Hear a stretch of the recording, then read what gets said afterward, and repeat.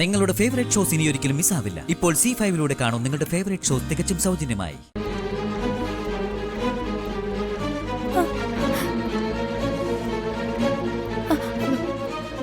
കുഞ്ഞേച്ചി, പൊന്നി, മോളെയും കൂട്ടി അപ്പുറത്തേക്ക് ചെല്ല്.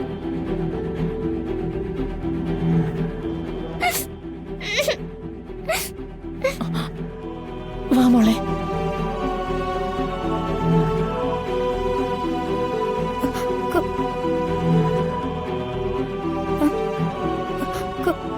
കുഞ്ഞേച്ചി, വിളിക്കരുത് നീ എന്നെ അങ്ങനെ. എന്തിനു വേണ്ടി അരിഞ്ഞടി ഈ നാടകം? ചോദിച്ചത് കേട്ടില്ലേ? ഞങ്ങളെയൊക്കെ വിഡ്ഢികളാക്കിയിട്ട് എന്ത് പുണ്യം കിട്ടാനായിരുന്നു ഈ തരം താഴ്ന്ന പ്രകടനമെന്ന്.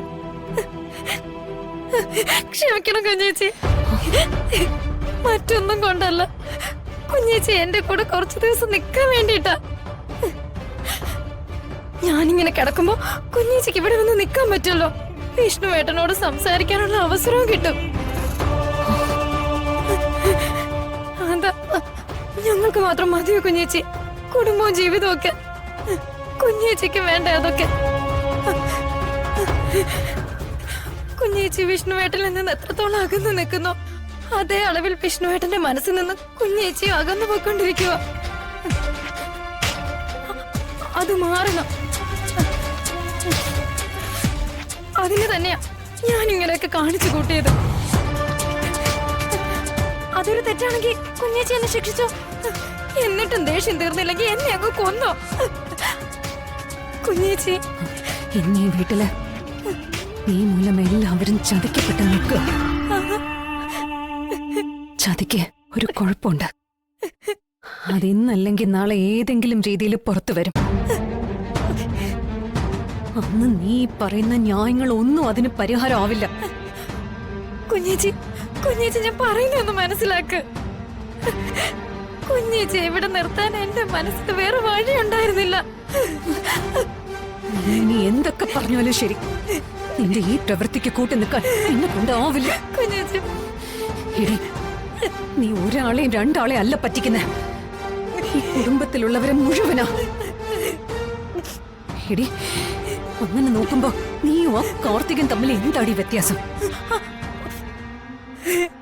ഞാൻ ഇറങ്ങുക. ഇതൊക്കെ എന്തിന്റെ പേരിലാണെങ്കിലും എനിക്കിനി നിൽക്കാൻ പറ്റില്ല.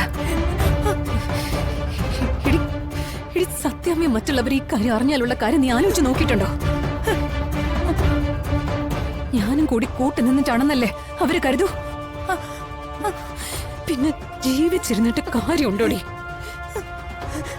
ഞാനല്ല, നീ ആയിട്ട് തന്നെ ഇക്കാര്യം സത്യമേ അറിയിക്കണം. തെറ്റേറ്റ് പറഞ്ഞ കാൽക്കൽ വീണ് മാപ്പ് പറഞ്ഞോണം. കുഞ്ഞേച്ചി, പറയുന്നത് അനുസരിച്ചാ മാത്രം മതി. ഇനി ഇതിന്റെ പേരിൽ ഒരു കുറ്റപ്പെടുത്തൽ ഈ വീട്ടിൽ നിന്ന് നേരിടാൻ നീ ആയിട്ട് ഇടവരുത്തരുത്. കുഞ്ഞേച്ചി, ഞാൻ പോവാ. നിനക്ക് ഞാൻ പറഞ്ഞത് മനസ്സിലായല്ലോ? കുഞ്ഞേച്ചി, ഞാൻ പോന്നു.